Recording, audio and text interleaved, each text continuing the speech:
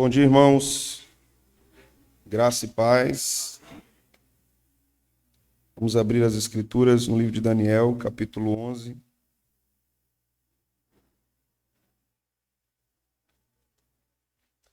Hoje nós iremos lidar com a última parte desse capítulo, do verso 20 ao verso 45. Hoje é o nosso penúltimo sermão no livro de Daniel. E já estamos em Daniel desde janeiro deste ano, né?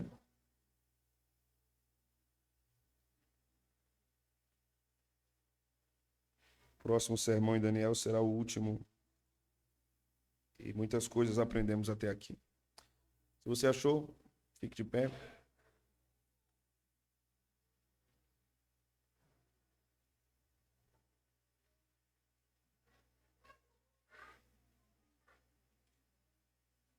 Vamos ler atentamente a palavra do Senhor.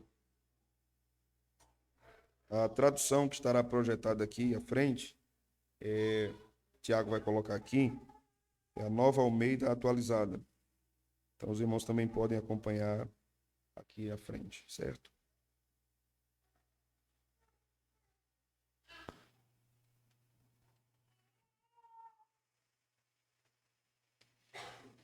Depois se levantará em lugar dele um que fará passar um arrecadador de impostos pela glória do reino. Mas em poucos dias será destruído, e isso sem ira nem batalha. Depois se levantará em seu lugar, um homem desprezível, ao qual não tinha dado a dignidade real. Mas ele virá de surpresa e tomará o reino com intrigas. Exércitos serão arrasados diante dele, serão esmagados, inclusive o príncipe da aliança. Apesar da aliança com ele, usará de engano, subirá e se tornará forte com pouca gente. Virá também de surpresa aos lugares mais férteis da província e fará o que nunca fizeram os seus pais, nem os pais de seus pais. Repartirá entre eles a presa e os despojos e os seus bens, e fará os seus planos contra as fortalezas, mas só por certo tempo. Despertará a sua força e a sua coragem contra o rei do sul, à frente de grande exército. O rei do sul sairá à batalha com um grande e poderoso exército, mas não prevalecerá, porque farão planos contra ele. Os que comerem à mesa dele o destruirão. O exército dele será arrasado, e muitos serão mortos. Também estes dois reis se empenharão em fazer o mal, e sentados à mesma mesa falarão mentiras. Porém, isso não prosperará, porque o fim virá no tempo determinado. Então o rei do norte voltará para sua terra com grande riqueza, e o seu coração será contra a santa aliança. Fará o que quiser e depois voltará para sua terra. No tempo determinado, voltará a atacar o sul, mas desta vez não será como foi na primeira vez, porque virão contra ele navios de Quitim. Quitim aqui é Chipre, irmãos. É uma designação antiga para Chipre. Contrariado, ele voltará e se indignará contra a santa aliança e fará o que quiser. E tendo voltado, dará atenção aos que abandonaram a santa aliança. Forças enviadas por ele profanarão o santuário e a fortaleza. Acabarão com o sacrifício diário, estabelecendo a abominação desoladora. Com lisonjas, perverterá aqueles que violaram a aliança, mas o povo que conhece o seu Deus se tornará forte e ativo. Os sábios entre o povo ensinarão a muitos. Todavia, cairão pela espada e pelo fogo, pelo cativeiro e pelo roubo, por algum tempo. Ao caírem, receberão uma pequena ajuda, mas muitos se ajuntarão a eles com lisonjas. Alguns dos sábios cairão para serem provados, purificados e limpos, até o tempo do fim, porque se dará ainda no tempo determinado. Este rei fará o que quiser, se levantará e se engrandecerá sobre tudo o que se chama Deus. Falará coisas incríveis contra o Deus dos deuses e será bem-sucedido até que se cumpra a indignação, porque aquilo que está determinado será feito.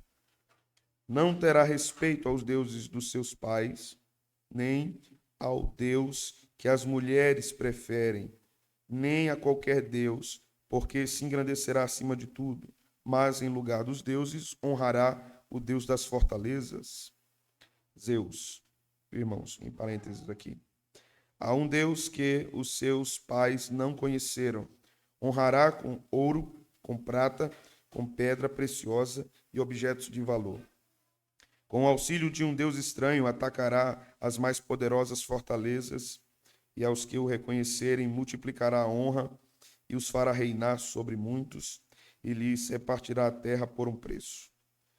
No tempo do fim, o rei do sul lutará contra ele e o rei do norte arremeterá contra ele os carros de guerra, cavaleiros e com muitos navios e entrará nas suas terras e as inundará e passará. Entrará também na terra gloriosa, e muitos sucumbirão, mas Edom, Moabe e as primícias dos filhos de Amon escaparão do seu poder. Estenderá a sua mão contra as terras, e nem mesmo a terra do Egito escapará. Tomará posse dos tesouros de ouro e de prata e de todas as coisas preciosas do Egito. Os líbios e os etíopes o seguirão, mas será perturbado por rumores vindos do Oriente e do Norte, e sairá com grande furor para destruir e exterminar muitos. Armará as suas tendas palacianas entre o mar e o glorioso Monte Santo, mas chegará ao seu fim, e não haverá quem o socorra. Amém. Fala conosco, Senhor, por meio de tua palavra. Tua igreja precisa ouvir a tua voz. Abre os nossos ouvidos e o nosso coração, Senhor, para recebermos tuas santas instruções. Em nome de Jesus. Amém. Podem sentar, irmãos.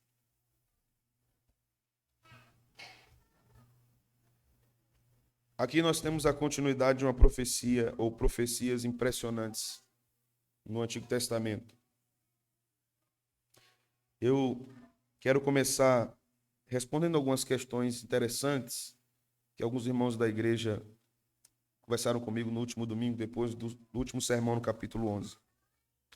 Quando nós observamos essas profecias, maior parte delas no capítulo 11 cumpridas, nós também temos que lidar com críticos a respeito das Sagradas Escrituras, e uma das críticas a textos como esse, ou como Isaías, por exemplo, que são profecias muito detalhadas e que facilmente podem ser comprovadas historicamente.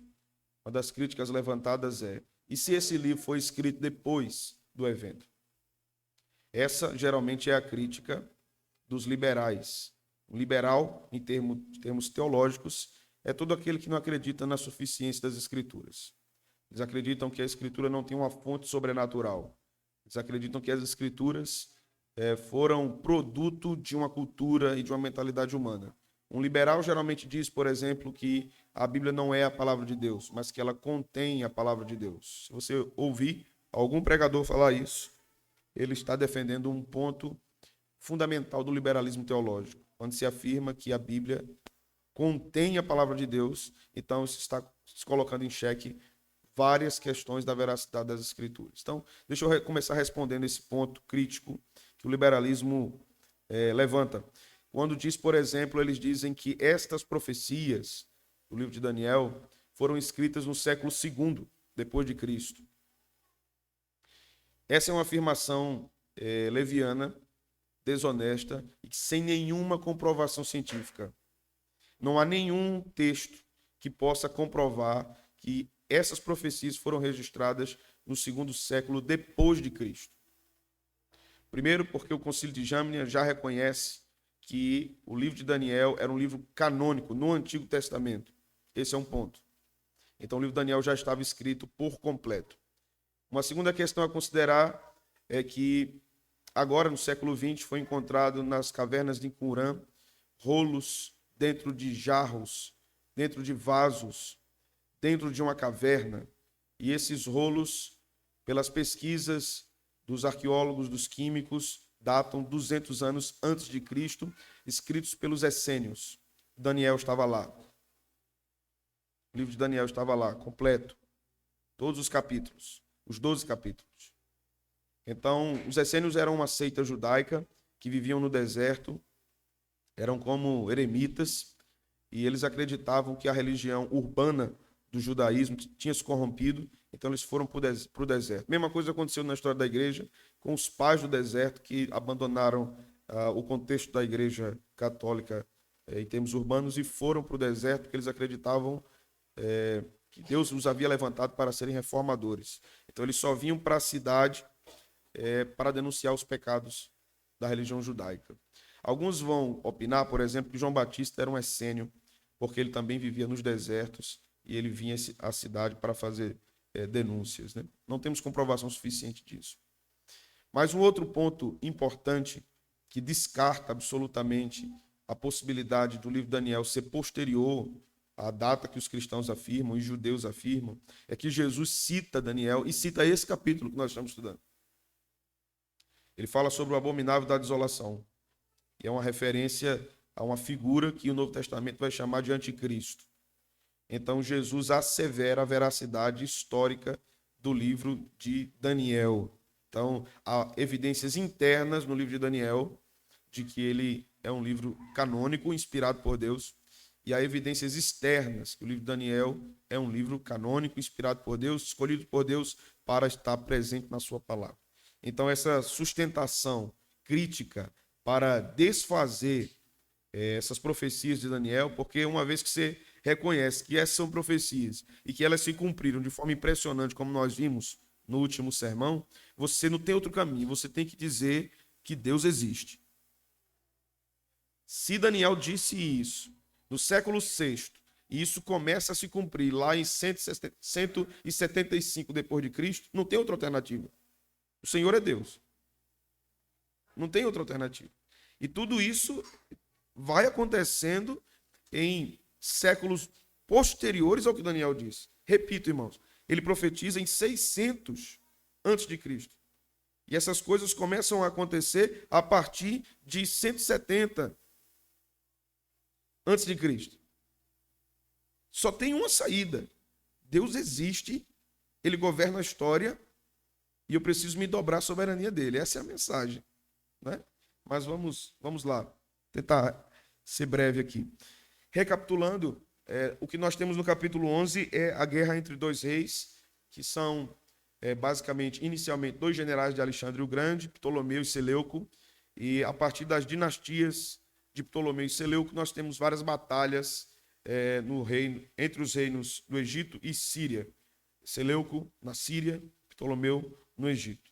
Houve tentativas de alianças até o final dessas dinastias, alianças falsas, e o próprio livro de Daniel vai nos mostrando isso, que eram tentativas levianas de manipulação política, e Deus vai mostrando como é a intenção dos governantes em toda a história, uma intenção corrupta, que quer sempre usar o outro para o seu benefício e para a sua própria glória.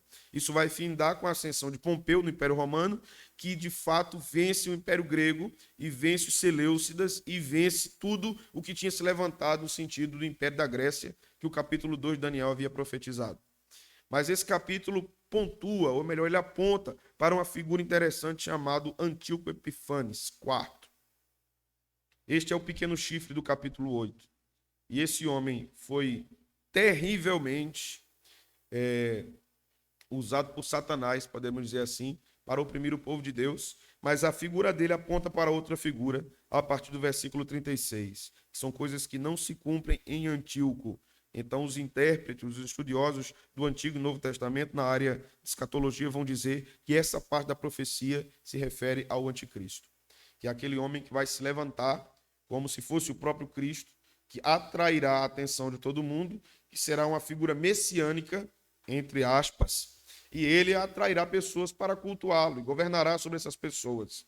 E a igreja estará nesse período, quando nós vamos analisando todo o livro de Daniel e vendo os cumprimentos em relação a Israel no tempo do Antigo Testamento, até o fim do Império Grego, e vamos pegando os recortes de profecias que não se encaixam com esse período, mas apontam para frente, para a vida da igreja, não há, somente no livro de Daniel, como não concluirmos que a igreja passará pela tribulação.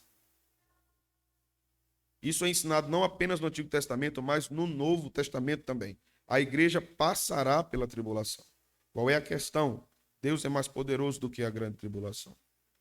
Essa é a questão, né? Há muito no nosso país de crentes que vieram até a fé, se vieram mesmo a fé, porque tinham medo de passar pela grande tribulação, né? Esse não é o motivo pelo qual um crente deve conhecer seu Senhor. O motivo deve ser os seus pecados, que precisam de perdão. Não é o mero medo da grande tribulação que virá. É a certeza de que pior do que qualquer tribulação terrena é a ira de Deus no inferno. A ira de Deus no inferno é pior do que tudo que você possa imaginar. Se você pode imaginar o caos que existiu na Alemanha nazista, se você pode imaginar o caos que existiu com Mussolini na Rússia, se você pode imaginar tudo que o comunismo fez na China, nada disso se compara ao sofrimento que haverá no inferno, quando a ira de Deus será completamente derramada sobre os ímpios. A diferença é que todos esses movimentos políticos na história, eles são um ato de pecado contra a própria humanidade. No inferno, não. É um ato de justiça de Deus sobre todos aqueles que não creram no seu evangelho, não creram no seu filho. É pior do que qualquer coisa que você possa imaginar. Mas vamos lá. Veja um detalhe no versículo de número 20. O texto vai dizer aqui que depois se levantará em lugar dele um que fará passar um arrecadador.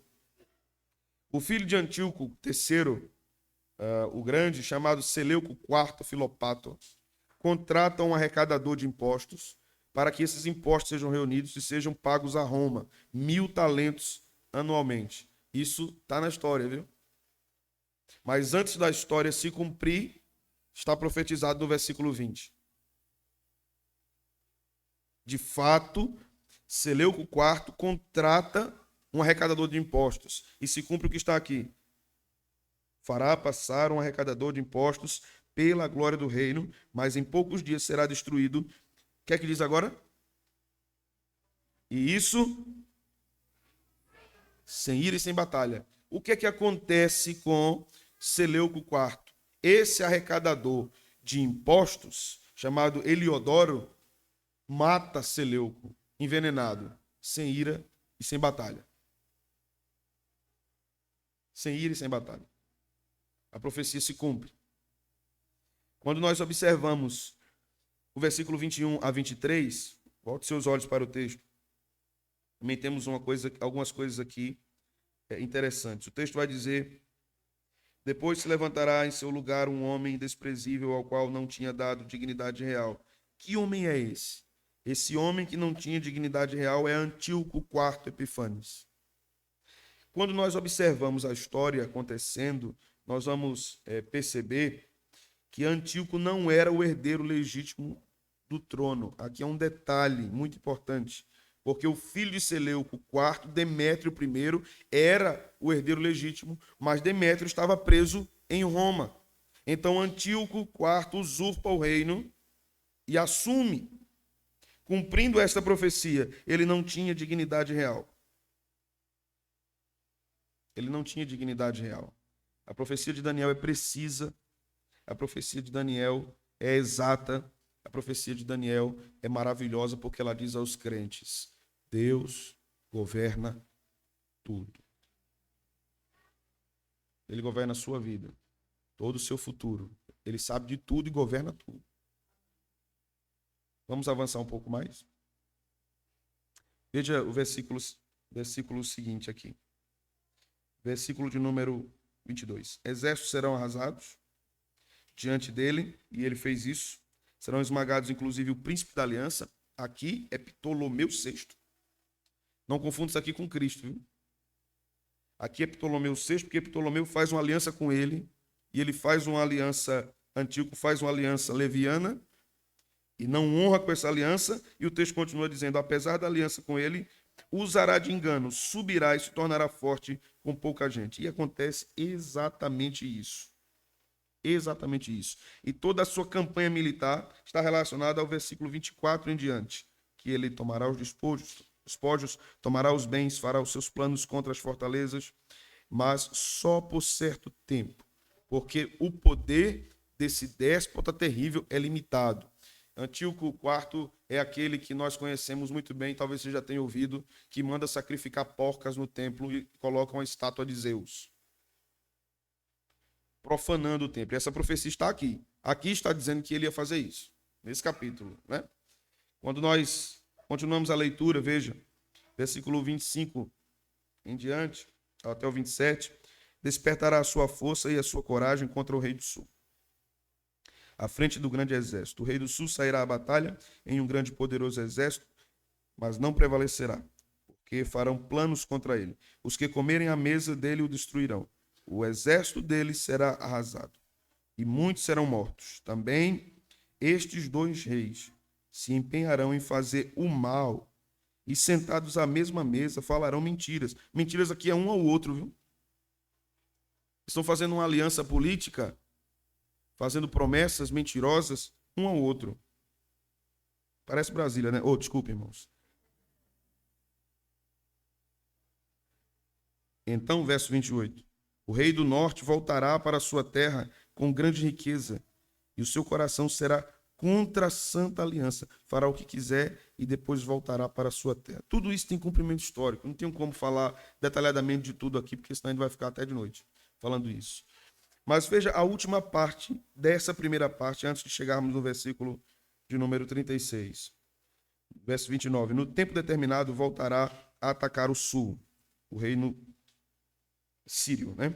Mas desta vez não será como foi na primeira vez, porque virão contra ele navios de Chipre, e aconteceu exatamente isso. Navios de Chipre contra o reino do norte, contra o Egito, nesse período. Contrariado, ele voltará e se indignará contra a Santa Aliança e fará o que quiser. E tendo voltado, dará atenção aos que abandonaram a Santa Aliança. Forças enviadas por ele profanarão o santuário. Veja, aqui a ação de Antíoco. E fortaleza. Fortaleza aqui talvez seja também uma referência ao templo. Acabarão com os sacrifícios diários. Antíoco faz isso no seu Império Sírio. Ele manda cessar o culto, o sacrifício diário, estabelecendo a abominação desoladora, que é quando ele ergue a estátua de Zeus. Ele coloca um ídolo dentro do templo de Deus. Com lisonjas perverterá, verso 32, aqueles que violaram a aliança, ou seja, ele desviará judeus do culto a Deus. Eu preciso fazer uma aplicação aqui, irmãos, vejam. Observe, perverterá aqueles que violaram a aliança, mas o povo que conhece o seu Deus se tornará forte e ativo. Não é de hoje que poderes políticos desviam a igreja da fé bíblica, do culto, da fidelidade ao Senhor. Antíoco seduziu os judeus a serem infiéis à aliança por causa do contexto político daquela época. A igreja judaica estava sendo seduzida por Antíoco a se misturar com política e corromper o culto, porque todas as vezes que a igreja começa a idolatrar governantes, ela corrompe o culto a Deus. Todas as vezes que ela começa a se emaranhar com coisas desse tempo, defendendo ideologias desse tempo, ela corrompe o culto a Deus e a religião. Sempre aconteceu. Porque começa a se tomar um governante como aquele que solucionará todas as coisas, como o grande salvador. Não, nós temos um salvador apenas. Um rei apenas. Mas o que é que o texto vai nos dizer aqui? Mas o povo que conhece o seu Deus tornará forte e ativo. O que é que a gente precisa entender, irmãos? Política é algo necessário. Alguém já disse que quem não gosta de política vai ser governado por quem gosta. E é fato. É fato. Mas o que nós não podemos perder de vista é que todo exercício político realizado pelos ímpios é um exercício religioso. Não há neutralidade. Nunca há neutralidade política. Pode ser que o ímpio seja muito usado por Deus para o bem do povo. Mas pode ser que o ímpio seja um instrumento de idolatria, queira ser ovacionado, cultuado. E o chicote aqui vai no lombo de todas as partes, viu? Direita, esquerda, centro, centro-esquerda, centro-direita, o quinto dos infernos. Idolatria política é uma corrupção do culto a Deus. Então, estejamos atentos. Estejamos atentos. Não é um prefeito que muda a vida do povo de Deus. Não é um governador. Não é um presidente. Não é um senador. Ninguém. Quem preserva o povo de Deus é o próprio Deus. Se algum crente tem vocação política, seja crente.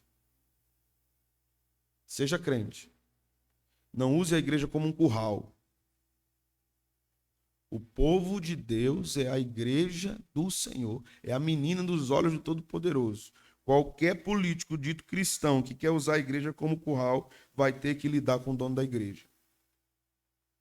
Vai ter que se ver com o dono da igreja e aquele que está sentado no trono. Porque, como o Antíoco fez, com lisonjas perverterá os filhos da aliança. Mesma coisa tem acontecido no nosso tempo. Irmãos, precisamos exercer a nossa cidadania. Agora, nossa bandeira é o Evangelho. Nossa bandeira é o Evangelho. Então, tenha cuidado. Vigie na terra. Verso 33. Os sábios entre o povo ensinarão a muitos. Todavia, cairão a espada pelo fogo, pelo cativeiro e pelo roubo por algum tempo. Ao caírem, receberão uma pequena ajuda, mas muitos se ajuntarão a eles com lisonjas.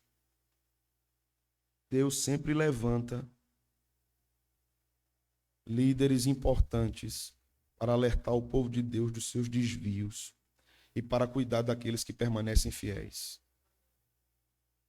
Mas veja o detalhe do texto. Muitos com lisonjas se aproximarão dos sábios. Se aproximarão do povo. Muitos estarão no meio do rebanho para desviar o povo.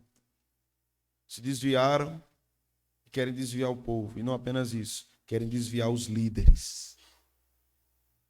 Porque se o líder está desviado, o povo se desvia. Se o líder abandonou a fidelidade ao Senhor, o povo também vai abandonar na sua maioria. Deus sempre levantará líderes sábios para guiar o povo. Isso é uma bênção para o povo de Deus. Mas aqui vai uma aplicação para os meus irmãos, ministros da igreja, presbíteros, pastores. Verso 35. Alguns dos sábios cairão para serem provados, purificados e limpos até o tempo do fim, porque se dará ainda no tempo determinado. Se alguém foi levantado por Deus para ser ministro de Deus, é provável que esse sofrerá muito. E é provável que esse sofrerá muito em tempos de angústia da igreja. E sofrerá por ele e sofrerá pelo povo. É provável que este seja perseguido, seja caluniado, seja desprezado, seja esquecido, muitas vezes pelo próprio povo. Mas o que é que nos diz a palavra na pena de Paulo? Fale, a tempo e fora de tempo. Quer ouçam, quer deixem de ouvir. Deus também disse isso a Ezequiel. Quer o povo ouça, quer deixe de ouvir. Pregue, não esmoreça. Você foi chamado por Deus e não pelo povo. Você foi levantado por Deus e não pelo povo. Ainda que o povo todo se desvie, o que não irá acontecer, porque Deus promete que não irá acontecer. Mas ainda que o povo todo se desvie, Deus levanta líderes para continuarem falando a verdade. Mesmo para aqueles que não gostarem. Mesmo que corramos o risco de sermos presos, de sermos mortos, de desaparecermos por aí com alguém nos sequestrando. Deus chama seus líderes para ter plena consciência. Esteja disposto a sofrer pelo seu Senhor e pelo Evangelho e pela causa do reino e pelo povo de Deus. Se você não tem disposição para sofrer por Deus e pela igreja, não fique no carro. Não fique na posição de liderança. Porque uma vez que um líder fraqueje, o seu povo também fraquejará. Fraquejar aqui no sentido de abandonar a fidelidade a Deus. Não é fraquejar aqui no sentido de adoecer, no sentido da limitação pessoal, mas no sentido de apostatar das verdades de Deus.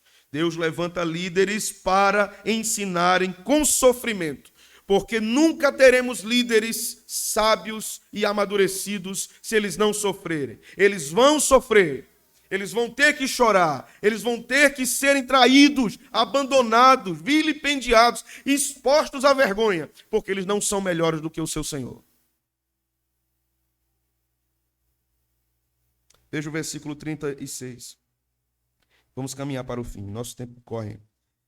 Este rei fará o que quiser. A referência parece aqui ser outra figura, veja, e se engrandecerá sobretudo sobre tudo que se chama Deus, falará coisas incríveis contra o Deus dos deuses, será bem-sucedido até que se cumpra a indignação, porque aquilo que está determinado será feito. Veja, Deus dizendo várias vezes, o que eu determinei será feito. Será feito. E o Antigo Testamento diz isso várias vezes, não há como questionar que Deus é aquele que predestina, que decreta todas as coisas. Veja, um texto que muitas vezes a gente lê e a gente não compreende. Para tudo há um tempo determinado, que está no hebraico, determinado. Deus determina a hora de chorar, a hora de rir. É isso que o texto está dizendo. Deus determina a hora de abraçar e a hora de afastar-se de abraçar. Para tudo há um tempo determinado. A ideia ali não é um tempo oportuno no hebraico, é um tempo determinado. Deus tem um tempo determinado para todas as coisas. Ele é aquele que determina a história. Como o texto está dizendo aqui, está determinado para o tempo do fim. Esse aqui é o anticristo que se levanta. Veja o verso 37. Não terá respeito aos deuses de seus pais, porque ele estava no contexto seleucida, e ele não respeita os deuses dos seus antepassados. Ele não respeita os deuses das mulheres, aqui Adonis e Dionísio. Naquele período, as mulheres tinham certa afeição a esse Deus. Verso 38. Mas em lugar dos deuses, honrará o Deus das fortalezas, Zeus. Há um Deus que os seus pais não conheceram, porque Zeus era um Deus da batalha. E Antíoco estava comprometido com o seu sucesso, os seus empreendimentos de guerra. Então ele adorava a Zeus, abandonando os deuses dos antepassados. Verso 39, com o auxílio de um Deus estranho, atacará as poderosas fortalezas, e ao que reconhecerem multiplicará a honra, e os fará reinar sobre muitos, e lhes repartirá a terra por um preço. Veja que o texto aqui vai se misturando com um personagem histórico que já apareceu, Antíoco, com um personagem que ainda aparecerá. No verso 40, no tempo do fim, o rei do sul lutará contra ele, e o rei do norte arremeterá contra ele. Veja, os dois reinos agora estão contra essa nova figura. Isso aponta, alguns vão dizer, para uma grande batalha final. Alguns outros vão dizer Armagedon, que o Apocalipse menciona. Verso 41, entrará também na terra gloriosa, é uma referência a Israel. Verso 42, estenderá a sua mão contra as terras, e nem mesmo a terra do Egito escapará. Fala do poder desse homem no seu governo global. Tesouros, tomará posse dos tesouros de ouro e de prata e de todas as coisas preciosas do Egito. Os líbios, os etíopes o seguirão. Vejam a referência aqui à África, né? Verso 44. Mas será perturbado por rumores vindos do Oriente e do Norte, e sairá com grande furor. Não há cumprimento histórico disso aqui. Por isso que isso aqui é uma possível evidência ou referência da vinda do anticristo. Todo aquele que se levanta contra Deus na história está apontando para uma grande autoridade que virá no futuro, que se colocará no lugar do Senhor, no lugar de Cristo. João vai nos dizer que existem vários anticristos. João vai nos dizer que o espírito do anticristo está no mundo. O anticristo é todo aquele que se coloca no lugar de Cristo. E é por isso que os reformadores tinham muita dificuldade com a nomenclatura dada ao Papa, vigário de Cristo. Porque a ideia de vigário vem de vicário. Vicário significa substituto. Então o Papa era chamado de substituto de Cristo. Por isso que os reformadores chamavam ele de anticristo. Porque não existe substituto de Cristo. Nenhum sacerdote está no lugar de Cristo. Ninguém tem a mesma autoridade de Cristo. Não há equivalência com Cristo. Cristo é único, único, imortal, todo-poderoso. Mas para onde a Bíblia aponta? Para um homem que se levantará em todas as nações, e estes vão idolatrá-lo, porque eles querem que os seus problemas sociais, educacionais, problemas de saúde, problema econômico, tudo isso seja resolvido. Então, um homem vai fazer uma proposta global e a humanidade vai abraçar. E a igreja deve estar atenta. Deve estar atenta. Permita-me fazer aqui algumas aplicações. Mesmo que na história os poderes humanos se relacionem com traições, pecados, alianças falsas, interesseiras, isso nos mostra que Deus é fiel e diferente de todos esses homens. Isso nos mostra que o governo de Deus é santo e Deus é incapaz de pecar. Poderes humanos são limitados, o poder de Deus é ilimitado. Os governos humanos são passageiros, o governo de Deus é eterno. A igreja sofrerá diante de poderes ímpios, debaixo de poderes ímpios. Você já tem consciência disso? Você está disposto a sofrer por amor a Cristo? Se vier uma perseguição, você está disposto a sofrer por amor a Cristo? Se o Estado um dia nos proibir de cultuarmos a Deus publicamente, o que é que você faz? Você simplesmente obedece irrefletidamente, acriticamente?